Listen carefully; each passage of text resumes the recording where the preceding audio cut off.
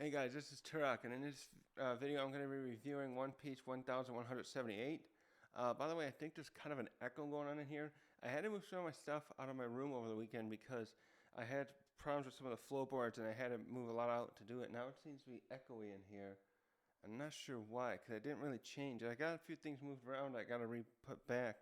But it sounds kind of, I can even hear it myself, so I'm not sure what's going on with that. Hopefully I could just, I don't know. But I apologize in advance on that. And I also know there was some other One Piece stuff that came out over the weekend, the Elbaf trailer and some other one. And I just I couldn't record because I was in a living room area that just wasn't conducive for recording temporarily while I was some of my stuff while I was trying to wait for this to get finished. And anyways, I'll be doing that stuff later this week, the other video reactions. But in this one, we finally got to the point now where the yeah, like that. Where the I keep trying to say Nika, but Luffy and Loki are facing off against Emu in this one, and Emu seems to view these two as his main threat in his bid to continue controlling the world government. Meanwhile, we had the Straw Hats and the other giants doing damage control to quell all the problems that the God Knights caused. We got Zoro, Hiruden, and Doribiraki and others taking out the demon soldiers, which are what I'm referring to as Emus, the one where Emu turned the giants into possessed God's Knights, similar to what he does with the Covenants, but where he forcibly turns them into it using the thing where it looks like that game of I think it's called Go, and we found that with Zoro, when it comes to primarily that like Zoro and the others found they can if they just kill them this possessed form, it's almost like a shell around them, and then it will turn them back. Meanwhile, we found out something's up with Chopper, which doesn't get elaborated here, but it does. It's like it was something I didn't. This was the biggest thing I missed in the last chapter. I didn't understand that Chopper didn't kill that giant when he hit him. They go over that today. It just I saw that Teching. I noticed that. I assume some others did. I'm behind on watching some of the other chapter reviewers I like watching. There's Book and Tropes. She's good. A couple of the ladies and also Grand Line Review and stuff, but they yeah, Chopper, something's up with Chopper where he didn't have to kill him. He didn't have to go as far as Zoro and the others are doing. But it does look like it's working either way. But that thing with Chopper's a mystery that I wonder, that'll probably not be solved right away, but maybe something special about Chopper and his devil fruit. Because, like, as far as we know, he's got the human fruit. So he started out as a regular reindeer, albeit with a blue nose, and he ate that fruit, and now he can transform in his three forms the way other people can when they eat zones. It's with his full animal form, his hybrid form, and his human form. Fun fact, I kept forgetting this, but when his chibi form is really his hybrid form. When he does that bulky one, the heavy point, I think they call it. When he does heavy point, that's his human form, really. He gets this really big, and it's the one where everyone thought he was Sasquatch or Abominable Snowman on Drum Island. Let's get into it. Now we're at the point where there was a part 2 with Chopper. And I thought that was really cool. Again, it was really cool. I didn't realize Monster Point was the same size as Giant. I wonder if Chopper's gotten bigger with his Monster Point. I was rewatching the scene where he first uses that, and I didn't think he was that big, like I said before. But, okay, so now... Yeah, Usopp tried to help Brook from fighting them right before the others came, and then we also got the other group is trying to put out the fire in the library, and we're gonna go around to all these areas in this chapter. So let's get into it. So we got Nidhogg, meaning Loki here, and Luffy facing off against them, and so this chapter is called "Waking from a Nightmare," which is like I'm wondering if that's just a reference to the others being free. Oh, okay. I don't know. I tend not be good at following missing some of those things out initially. The others, yeah, we got the others here. They're near the library. Okay, so they're all near the library here. This group. Okay, so that's right. So Luffy brings the others. So yeah, Luffy brings Brook and Usopp over to where these guys are in order to keep them out of the way because Loki's still staring down at Nidhogg. God dang it! I keep saying their other names. At Emu, the fighting Emu. They're about to fight Emu here, and so then Frankie's like, "Oh, do you need backup?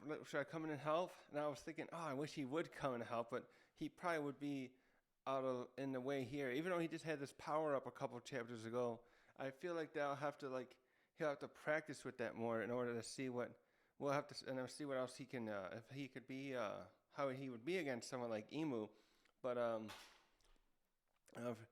Luffy looks Luffy. I kept thinking this was the one called Furious, but that was the last chapter. So Luffy here still got a lot hot blooded at the moment because he when he sees his crew members get hurt, it really gets him angry. So it's interesting here too because now you can see his the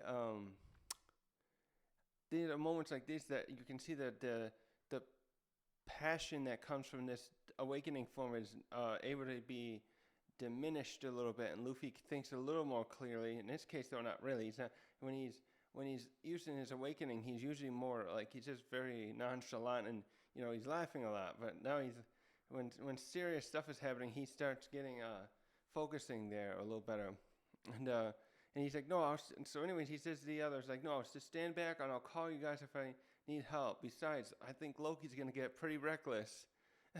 And Sanji's like, oh, well, coming from you.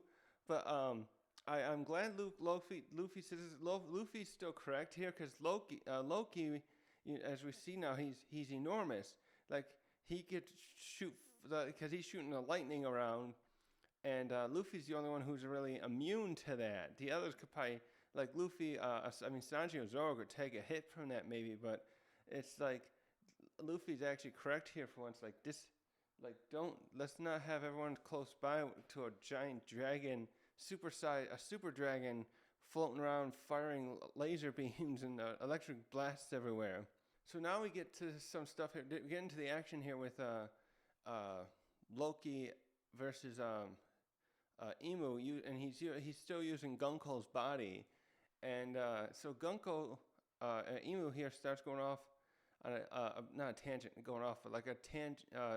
Speaking, and it's probably like supposed to be like kind of nonchalantly because he looks very unconcerned at facing off against Loki at this point, despite the earlier seeming surprise that he was here and that just the implication that Loki might be a threat to him with this transformation. But he starts saying, I heard some years ago that a ship of giants was going around at sea, and their captain was even bigger than the rest of them. And they always shrouded themselves in deep mist, and they only attacked government assets whilst remaining unseen. So this is interesting. So this gives us a bit of what happened with Loki when he left 14 years ago from after Harold died. And so I hope that's the one thing we haven't had a flashback of here. We did a huge flashback involving Harold's life and then the stuff, how Loki and Harudin's youth, and then we went to the Rock's exploits with his crew, and then his final when he died and he got a Valley incident, and then Harold. Then we went back to Harold and finished his flashback and how it impacted Elbaf, but it never finished off on what Loki did and why he got captured by Shanks. There's something here. I hope that's going to be like elaborated on in a little bit here, because Shanks, that's right, because him and Luffy made a deal a little earlier in this arc to get so if Loki could be Luffy would free Loki. Loki would tell Luffy what he knew about Shanks. So there's something there that's probably hopefully elaborated a little bit on relatively soon. I'm sure it will be sooner or later, but I want to have it sooner. So while Emu's, he's not monologuing. I keep thinking this is similar to monologuing. Loki just fires up one of his electric blasts and is like, no, I'm not wasting any more time with you. I'm just going to destroy you right here and now. And actually, I think he's just scaling. But when I see Loki in these shots, I was thinking Oda should just show his entire mouth. Like that size there looks like what I would picture Kaido was at.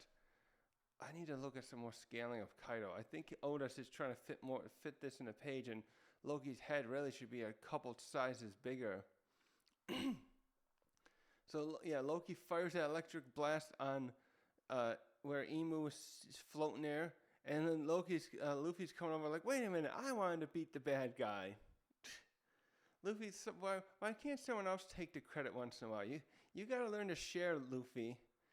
This is one of those traits I get a little bit annoyed with Luffy. Like, oh, I got to do it. I'll be the one to do it. And that was one thing. I was rewatching some of Dressrosa a while back, and everyone's saying all the other pirates that became Luffy's allies were all saying, I'll beat Doflamingo. No, I'll do it. No, I'll do it. And it got a little annoying after a while. I watched everyone fighting over that. But I did want to see Loki like really crush Emu here. But they'll both get their chances here though. But Loki's like, crap! I think she escaped. Where did she? She's too tiny for me to hit. So Emu here is floated up. He's probably got the uses of observation hockey, I would assume. Maybe Loki's just kind of slow in this form too. I kind of hope that that's something I never liked when they show in giant. I gotta study if that the reality would exist. Like when they show giant things in film, especially, and they always seem to kind of like move very slowly. Like their size makes them encumbered, not to move well in when it comes to something that's like a giant form. Like that's like Luffy too, and recently Egghead seemed to have a bit of a problem like that. And I don't know how that scale. I would think that at some point there'd be some kind of giant figure that can still move swiftly. It depends, it seems, in this stuff. When it makes something like a kaiju level thing, it always seems to be relatively slow, like that. When it comes to swift movements, like agility. And so while Loki's looking around trying to figure out where Emu has gone to, Emu continues saying, at the same time as these incidents with the giants, a certain giant ship, rumors were spreading far and wide of a massive flying creature, and it could be seen. And now I see how the dots connected. So this is funny too, because we always thought about.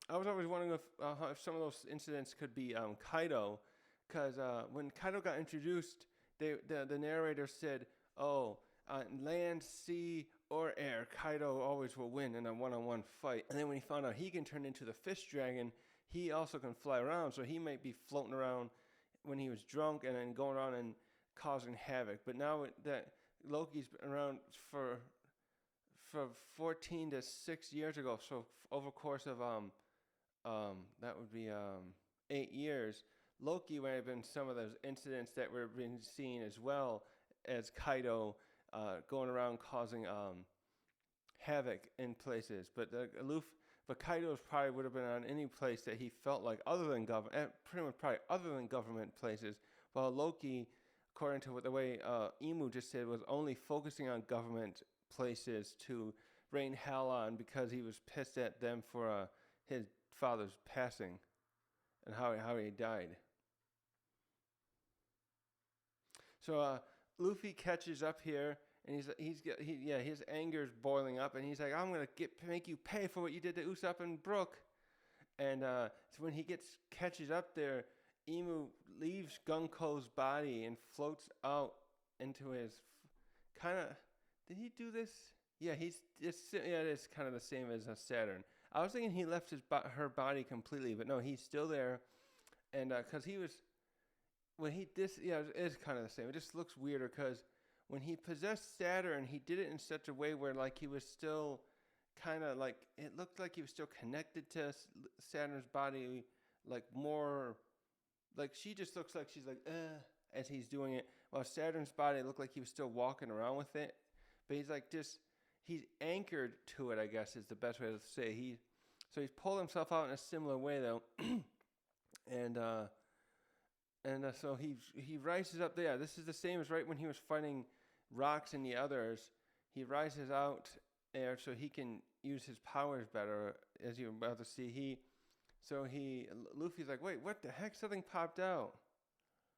And Emu goes on saying, if only I could make you vanish off the face of the earth like Rocks did.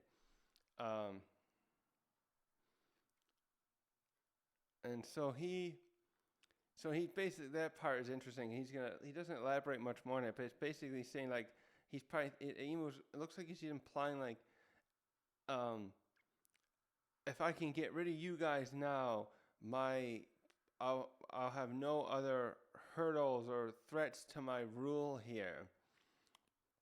So now he pulls out his covenant ability again, his Dome Reversi. So he calls that diabolical covenant. Did he say it that way before? Okay, I went back and looked. Yeah, in chapter 1150, right? What is it? Yeah, 150. Yeah, he uses that. She did call it. Emu calls it diabolical covenant there when he used it on Dorian Bragi here. So okay, I forgot that was the term he uses before. So I remember the pentagram was the same that he tries to do. I don't remember him using it. I guess I didn't catch it too because I didn't recall if he used it when he fought rocks. But I know about what we're about to see here was similar to where he does the rocks because Emu uses his tentacle arms to like poke at Loki and Luffy to try and transform them like he does with rocks, like he did with rocks before.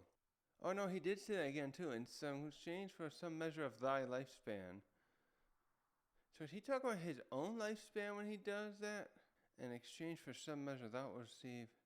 Does he mean he's gonna take away some of their? This is the part I was confused to hear before. And now again with this chapter, Emu talks about in exchange for some measure of thy lifespan. Does that mean? Let me look that up. No, so it sounds like when Emu's saying that, he's saying in thy lifespan, like in exchange for your lifespan, not mine. I'm thinking thy meant he's referring to himself. But no, sacrifice, suck out. So is he like doing something like, I wonder if he's doing something similar to Big Mom, just in the sense that he is saying, yeah, when he's saying thy, I kept thinking it was saying his own. Emu was referring to his own lifespan being taken away to convert and endow that power upon others. But no, he's referring to him taking away a bit of their power. So I was just thinking, is that something like where it's not quite the same? But I was thinking about how Big Mom can take away soul lifespans out of people too.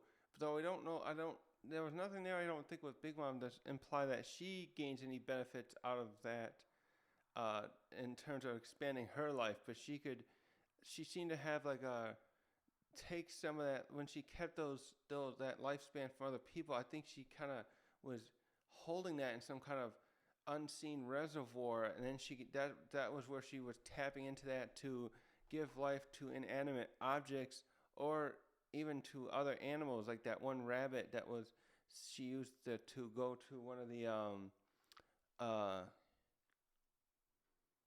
what do you call it? One of those islands to collect ingredients for her the tea party for Sanji and Pudding's wedding. Anyways, let's go back here. So yeah, she's trying to use the Dome Reversi. So she does the diabolical covenant again, the way she did with like Dorian Bragi, and then she also does this thing like she does with rocks. Instead of she did it a little differently where she did the go flip. So she stabs Luffy through the chest, and then she sends the other one to Loki in his head and tries to say, "I'll give you greater strength," and then she's like, "I'll make you guys hate each other." And he pulls out the Dome Reversi and tries to use it on the two of them. But so this is probably gonna be better elaborated in the anime. This would be something where it looks like for a moment here they're like wondering like, hey, is something going on here? But I was a little confused. This is one of those moments where like I do want to see the anime because I was kind of confused here. But yeah, I thought it was still good because Luffy screams, "Oh, this doesn't even hurt," which is also what Rock said. But he started transforming. But no, that's right. Emu still had him pierced, and then he slowly did transform in that moment. But so Luffy's like, "What was that for? That doesn't even hurt."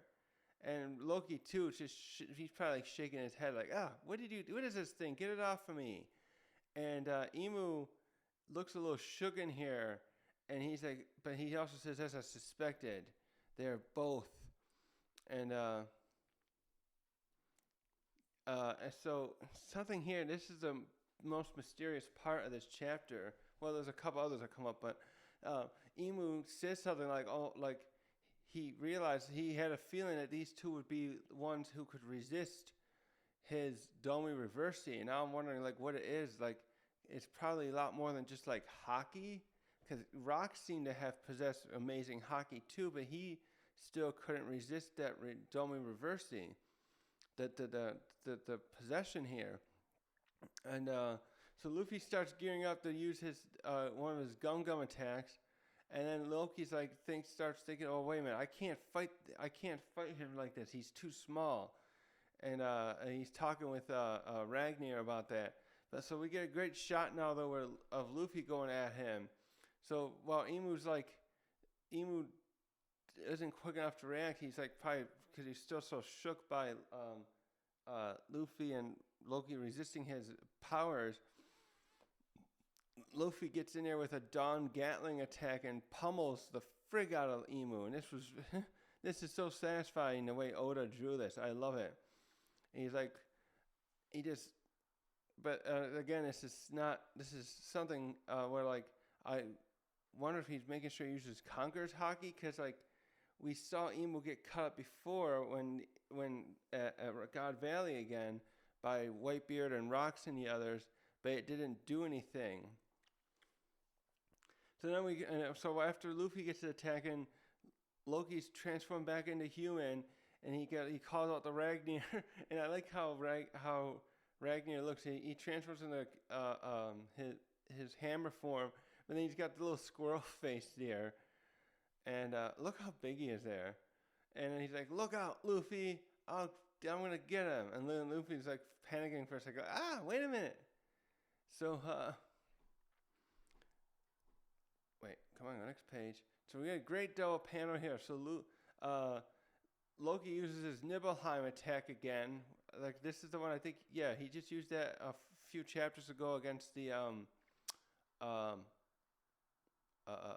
one of those apparitions from Killingham that came down to attack them, and he freezes Gunko and Emu together in a huge square, more like rectangle block of ice. So Luffy's like, wait a minute, that's a neat finisher you got. But wait a minute, I wanted to get some more hits in. And then right that happened, Luffy's transformation wears off, and he just falls down there. And that's like the fight here. It's like ended quicker than we thought. And so Loki's standing there next to Emu Gunko frozen, and he's like, I don't know what's in there, but this is the quickest solution. I was just too big before to finish him off, fight him that way. So we're going back to them in a little bit, but now we start going to some of the other people finishing, giants and such, finishing off stuff. So we go to Fisherman Village first, and we get some of the people saying, so we get a lot of the villagers here, and the Elbaf villagers all complaining still. And it's like, I just feel like, God damn it, you guys should be grateful. Some of you were about to lose your children, but no, you're still going to bitch and moan. They're going to putting out fires and stuff. Some of this must have been caused by Loki's attacks as he was defeating Killingham's things. Can't think of the word I said before. You know, like, oh, damn it, Loki, he got rid of the monsters, but now he left our village in disarray. And like, they were destroying it anyways, some of you guys. So it's like, good golly. And then we go to the Huntsman village, and we got people pointing out, oh, so Loki didn't kill King Harold. So they're still commenting how Jarl confessed it or brought it to light. And but isn't it again? Look what he's done to a village, just like he's always done. So they're just a little grumpy. They need to chill out. Like, it's been, how many years has it been since he did this to your village? You enjoyed a long reprieve. Chill out. So then we switch to our Straw Hats, and then we got Lilith here too, and Anami's cheering on Zeus as he's trying to put out the fires near the library, and we got Jinbei's helping out again. He's using his shoulder throw ability, and Lilith is like trying her best with her machines that she had to those things that suck up the fires or however that worked before. So everything's starting to calm down a bit here. So we get to the Western Village group, and we got Bragi, Dory, Stevison, and Hyruden, and they were fighting with all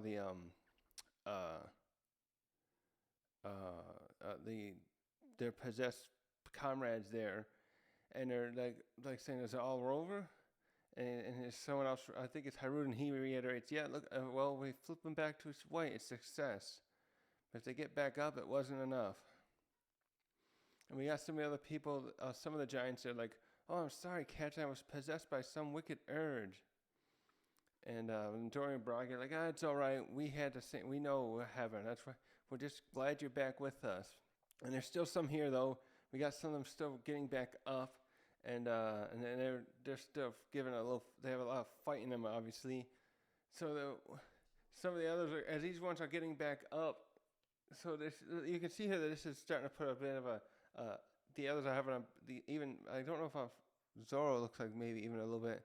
The others are getting a little winded fighting all these things and bringing them down, and so the other ones are getting back up, and Zoro's like, "I'll handle this." But as that happens, Chopper runs in here, and he starts. This is where we see this thing with his ability, some ability we didn't know he had. He comes behind a couple of these giants that are facing off against our other friends, and he just whacks them in the back. It looks like he just kind of slaps them, and we see the spirits just come right out, and then they flip over and return to normal, and Chopper's like, "Hey Zoro, look, hi," and Zoro and the others like, "Wait a minute, what the hell did you do?" And Chopper's like, "I don't know, but whenever I keep hitting the other ones, I'm able to just cure them of their demonic power." And I should go up here. Yeah, you can see he just kind of slaps them there, and the spirits look like little Oni type things like Oda likes to draw. And Zoro's is like, is that because you're such a good doctor? I mean, that's a simpler way to think about it, but there's something here. It's probably his devil fruit. Something there we're not aware of. This is very interesting. Oda's throwing in something interesting there now with Chopper. I like how he's keeping the other characters relevant with some unknown stuff we didn't know they could do. That was something too. When Nami got Zeus, I wasn't expecting that where she was going to get another power. She had an improved weather power since the time skip, and now she's got Zeus on her side too. And it's just like now, and then Sanji with his using the suit he got from his family, but though he doesn't like it. And so the other Dory and Bragi, it's like, maybe that's it, whatever. And it's like, job well done. They don't care, just as long as it's helping them out to get their comrades back. And so then Hyruden's like, okay, that's great, but we got to check elsewhere now. So we get a little pan overs of other areas. And so we see other people are still like, oh, the enemies are gone, but we still got to deal with a lot of these fires. So everyone's still working together to stop that, because the fire is the number one thing too they got to be concerned about, because of their because they're living on a giant ass tree, and it's very dry. It must be very dry there too. That's something too. They might need to they need to get Nami to come there, or have the Weatherian people come there and add more humidity now. Then so you probably won't have to worry about that as much. And so we just get a lot of pan overs of other stuff going on there. There's a lot of fire there, and Nami's gonna have to maybe pull. I wonder if Nami could pull like ocean water up there. Or no, Jinbei could. What if Jinbei could feed water up to there, direct it to Nami, and then they can make Zeus like an enormous cloud. Like he's already pretty big, but like it looks like they have to expand his size. I feel like they could do that, but it probably would take time. So now we get to something else interesting too. We go to the Owl Library and we see Robin and Saul inside there, and the entire place is all damaged from the fire, but all the books are gone. And so they're both perplexed by this. And it's interesting. What's interesting about this is Saul, who must have knows as Biblo. He says like, I don't see Biblo here either. Like they're just gone. And Robin points out like, okay, did he remove all the books? Can he do that? Like what's going on here? And he doesn't know. They don't elaborate on that. So somehow Biblo must have some ability to like control where all the books go. Did he like teleport them? And they don't show us this chapter what it is that caused that. He's just gone. And yeah, that was something we all were concerned about. What happened to the fire? We didn't see Biblo for the longest time here. We didn't know what was going to happen here. This was like, last time we saw Biblo was like, what, 40 chapters ago? So, I don't know how to answer that. Maybe, like, where did this owl even come from? There was, like, very little information on him from the beginning, too. So, it's like, okay. So, now we go to the other, we go to Sanji and Frankie. So anyways, Sanji and him are like saying, well, it looks like once we got up here, everything didn't take that long. But Frankie then points out like, well, we were only fighting a handful of them, so maybe we just got lucky that they didn't send more of them here. Wait, but then he's also saying, let's see, if anything, they were punching above their weight.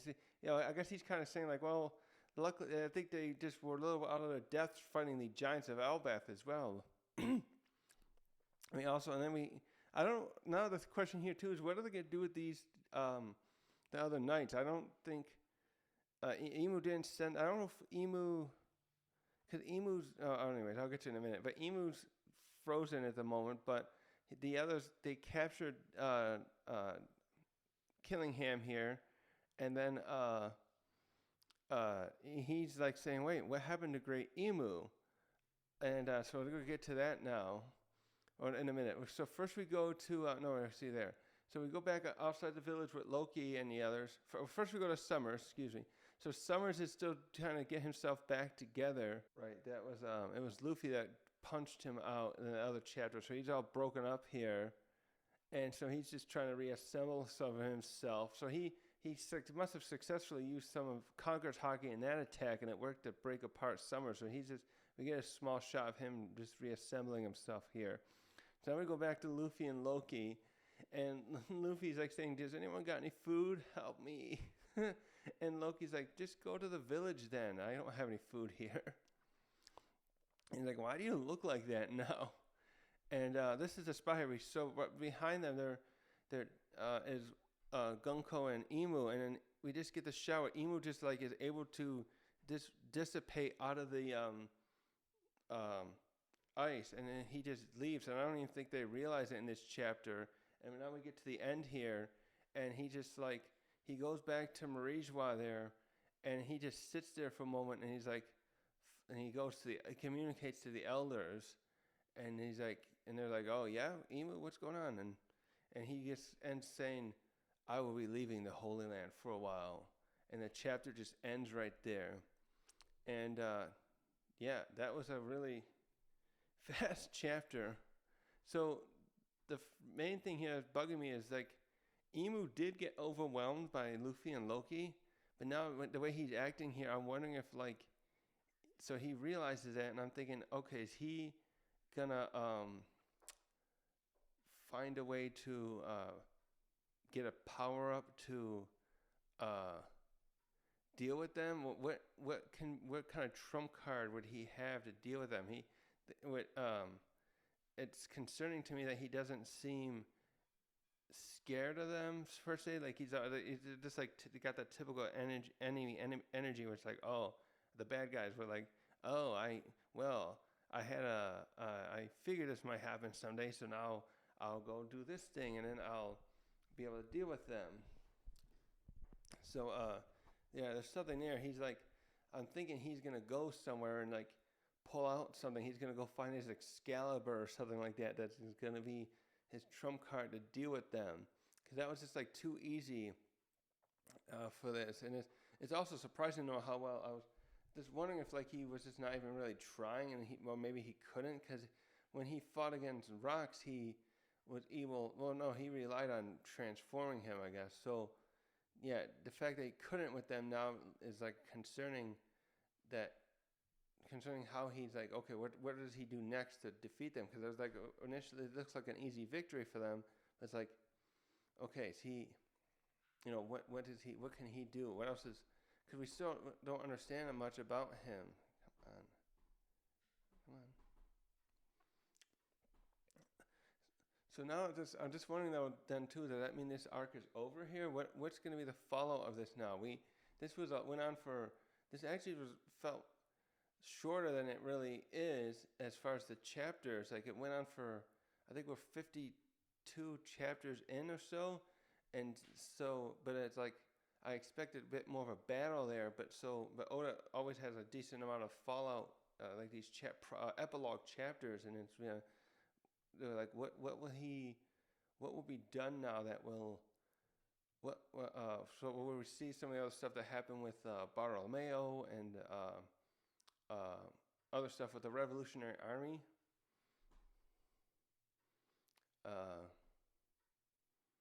And hopefully we'll get that stuff with Loki, like him explaining. So and then now we're gonna have to see what. Hopefully, if this is the other thing too is like, is this always? That's the other thing with Emu. Is he gonna come back right now and do something, or is there gonna be like one more phase of this battle? Is this gonna be like the Straw Hats are gonna leave here? Because I expected a bit more devastation than this. The stuff that happened got out of control, but I was thinking we still haven't even seen that other realm above there with the Elbaf. This is the Sun realm, right? Or then I forget. There's a third one at the top that we never saw. We have not seen yet, and I'm wondering what that's going to be about. If that's going to be impactful to the story, that is. And yeah, this just went by so fast. I'm like, I don't think there's a break next week either, so it'll be interesting to see that we don't have to wait long to see what's going to happen here. Yeah, anyways, that's all I got. Thanks for watching.